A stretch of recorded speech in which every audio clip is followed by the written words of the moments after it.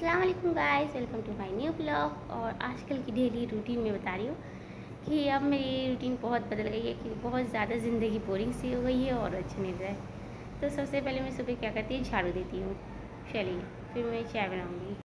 सबसे पहले मैं यहाँ झाड़ू लगाऊँगी और फिर छत पे।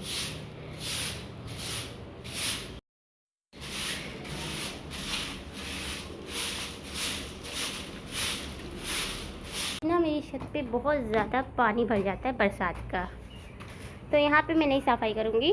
जब ये पानी सूख जाएगा तब। 6 महीने से ये पानी ऐसे ही है और बहुत ज़्यादा काई भी जम गई इसमें। और वहाँ मेरी आधी छत सूखी है तो वहाँ मैं झाड़ू लगा दूँगी। और यहाँ तो बहुत ज़्यादा गंदगी है, तो चलते हैं अब इस पे बैठ के छत पे झाड़ू लगाने। यहाँ पे आ गए और ये देखिए छत कितनी ज़्यादा गंदी पड़ी है। बारिश की वजह से बहुत ज़्यादा गंदगी हो गई है और झाड़ू ना दो तो और गंदी हो जाती है। ऐसा कर लेती है, कर लेती हूँ।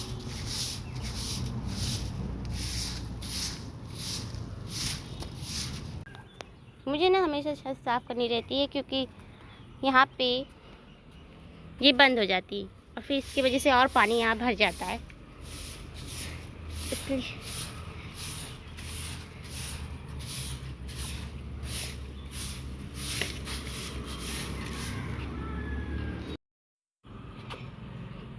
जी। तो मैंने झाड़ू दे चुकी है। अब मैं पौधों को देख रही हूँ क्योंकि बारिश की वजह से पानी है, इसलिए मैं पानी इसमें नहीं डालूँगी। और ये घास इसमें निकल रही है क्योंकि इसमें भी मैंने कोई पौधा नहीं लगाया है और इसमें भी नहीं। इंशाल्लाह जब पैसा आएगा तब इसमें मैं पौधा ला के लगा दूँगी। हमारा सनराइज़ है, सुबह सुबह कितना अच्छा लगता है यहाँ। इस दुनिया में हर कोई ख्वाब देखता है, लेकिन ख्वाब का हकीकत से कोई रिश्ता नहीं होता है। इसलिए ख्वाबों को दफना दो क्योंकि ज़िंदगी बहुत मुश्किल है जीना। और इसलिए मैंने अपने ख्वाबों को दफना दिया। नज़र भी लग गई सबकी, बस अब उन ख्वाबों को दफना ही रहने देती हूँ। अब ज़िंदगी जैसे मिली वैसे ही जी लो, सब्र कर लो, छोड़ दो सब कुछ। फिर मैंने अपने आप को इस तरीके से ख़त्म कर लिया कि अब बस एक रूह ही है ज़िंदा। तब चलती हूँ मैं नीचे क्योंकि अभी मुझे बर्तन मांजना है, झाड़ू देना है, बहुत काम। अब मैं नीचे आ गई हूँ, मैं किचन की झाड़ू दे रही हूँ। 1 कप मैंने दूध लिया और पानी। अब पानी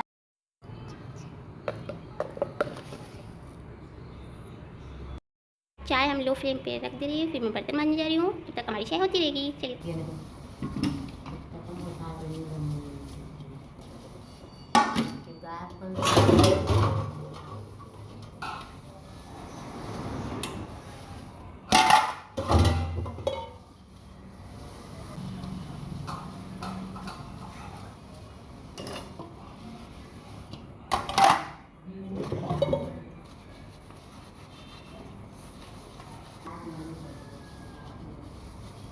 हमारा बर्तन धुला गया, अब मैं बेसिन साफ कर दूँगी। चाय हमारी हो गई है धीमे पे। अब मैं इसे खौला लेती हूँ, फिर मैं अपनी बहन को सर्व करूँगी क्योंकि उसके लिए मैं चाय बना रही हूँ, अपने लिए भी। चलिए अब मैं चाय पीऊँगी क्योंकि अभी मैं चाय पी के फिर नाश्ता बनाऊँगी।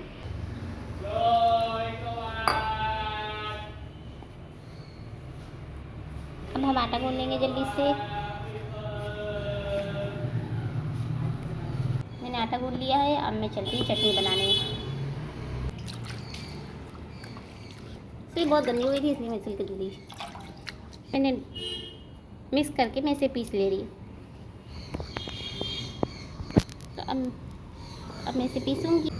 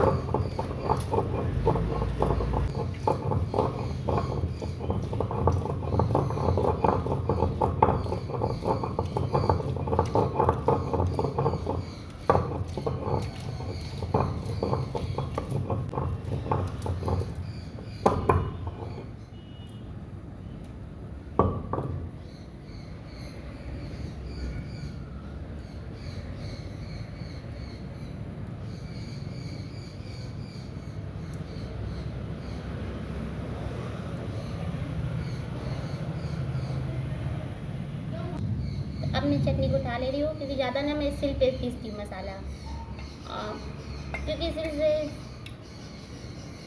सही लगता है मुझे। चलिए चटनी हमारी हो गई।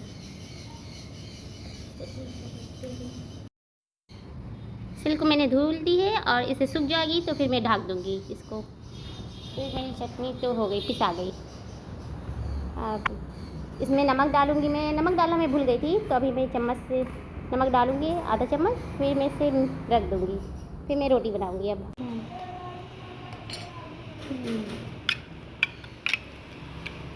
ये रोटी मैंने आधी बना चुकी है और थोड़ी सी बस बाकी है। रोटी मैंने बना ली, चटनी भी बना ली, अब मैं इसे ढक दूँगी क्योंकि चलिए तो अभी मैं नाश्ता कर ले रही हूँ, फिर मुझे कपड़े धुलने हैं। कपड़े धुलने के बाद नमाज़ पढ़नी है। अब मैं आ गई कपड़े धुलने, और ये कपड़े में रंग लग गए मेरे, और ये बहुत ज़्यादा कपड़े निकले हैं। अब इसे धुलूँगी मैं। ईद की सेवई बची थी थोड़ी सी, और रोज़ मेरी बहन कहती थी इसे बना तो कहीं ख़राब ना हो जाए, तो मैंने चलो बनाती हूँ मैं इसे आज थोड़ी। तो ये पैन में मैंने रिफाइंड तेल गरम कर लिया थोड़ा सा, चाहे तो आप घी भी डाल सकते हो। तो मैं फिर यहाँ पे सेवई डाल दे रही हूँ और इसे भूनूँगी। सेवई हमारी पहले भून के रखी थी, तो फिर हम इसे थोड़ा सा ऑयल में भून लेंगे हल्का सा। और ये जो है जो छोटा सा, इसे निकालेंगे। रखे रखे सेवई ना थोड़ी ख़राब हो गई है, इसलिए अब इसे धीमे धीमे पे भूनेंगे।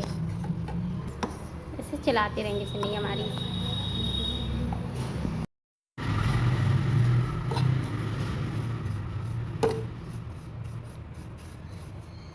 तो सेवई हमारी हो गई, सेवई हमारी एकदम भुन गई है। अब मैं इसमें रिफाइंड तेल डालूंगी और फिर ये ड्राई फ्रूट डालूंगी थोड़े से मेरे पास थे जो। अब इससे चलाते रहेंगे।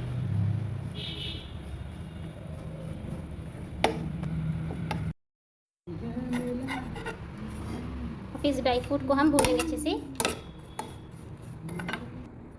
अब ये ड्राई फ्रूट को हम निकाल लेंगे, क्योंकि ये हमारे अच्छे से भुन गए हैं। ये हमने थोड़ा सा ऑयल डाला इसमें, और अब हम इसमें पानी डाल देंगे।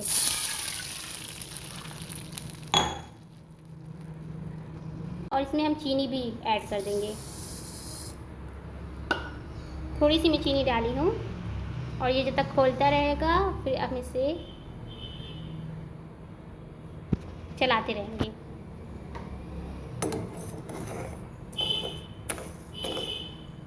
चलिए तब हमारा पानी खोल जाए। पानी हमारा खोल गया था, हम धीमा कर दिया। अब हम इसमें सेवई ऐड कर देंगे धीरे धीरे इसको, और फिर इसको स्पून से चलाएंगे।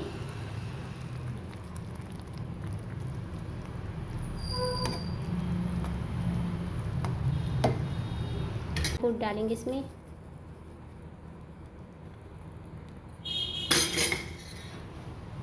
और गैस की फ्लेम ऑफ कर देंगे। हमारी बन गई है। अब इसे मैं ठंडे होने के लिए रख दे रही हूँ, और जब ये हो जाएगी ठंडी फिर मैं अपनी बहन को सर्व करूँगी। क्योंकि मुझे मीठा कम पसंद है, इसलिए मैंने इसमें शुगर कम ऐड की है, ज़्यादा नहीं। अब पता नहीं इसे कैसी पसंद आएगी कि नहीं। ये मैंने अपनी बहन को सेवई दे दीजिए।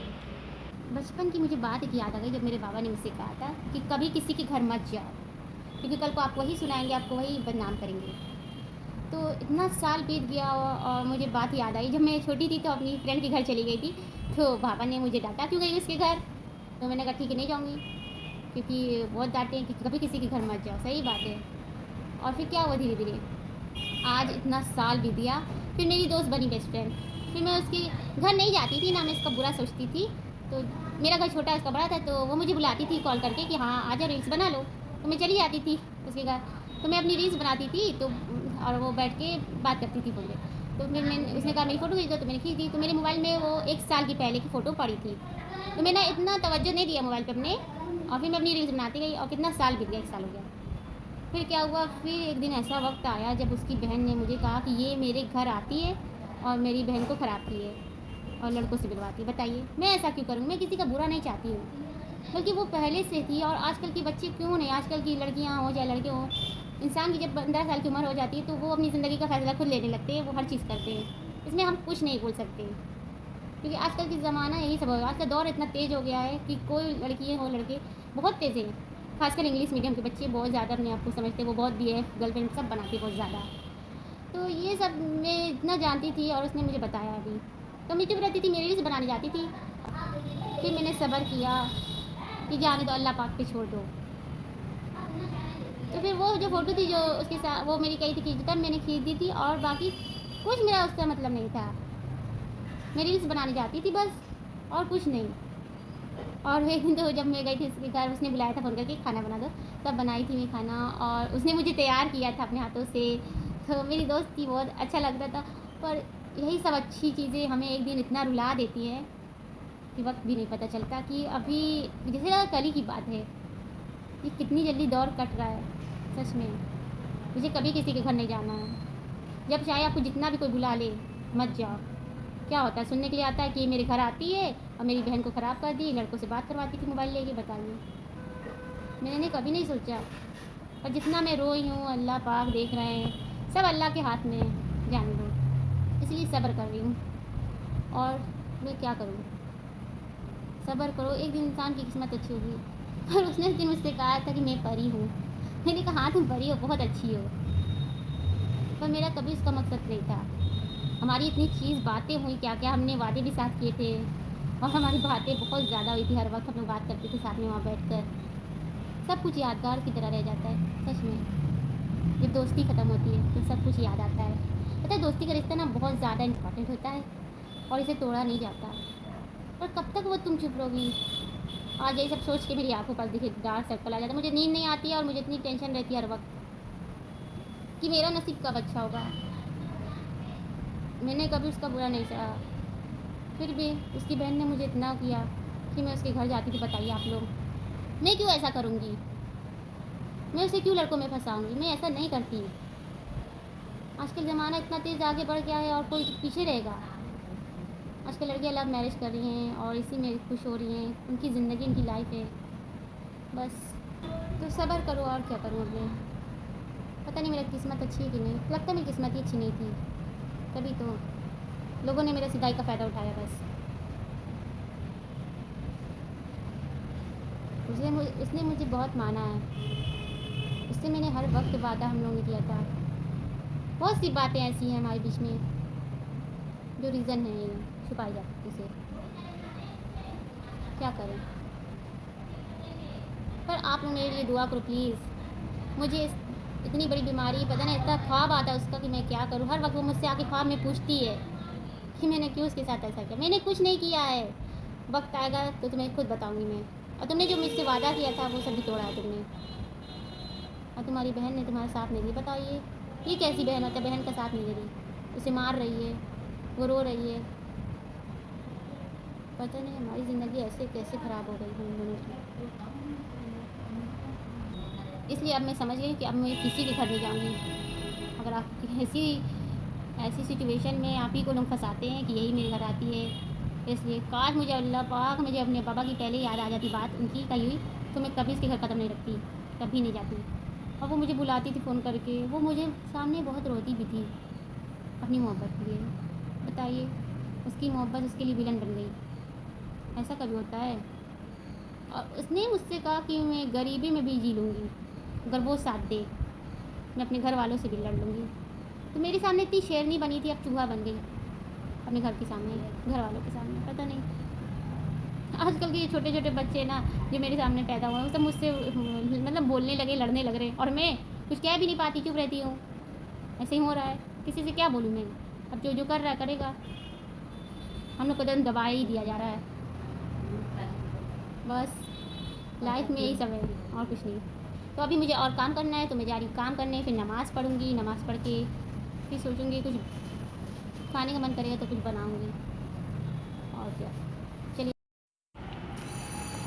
अभी शाम का वक्त है तो मैंने चाय बनाया था और ये क्रेज़र बिस्किट मैंने खाया, मेरी सिस्टर लेके आई थी, और नमकीन, क्योंकि सुबह में बस चटनी रोटी खाई थी। फिर मुझे शाम में भूख लगती है तो मैं चाय पी लेती हूँ हमेशा, रोज़ डेली।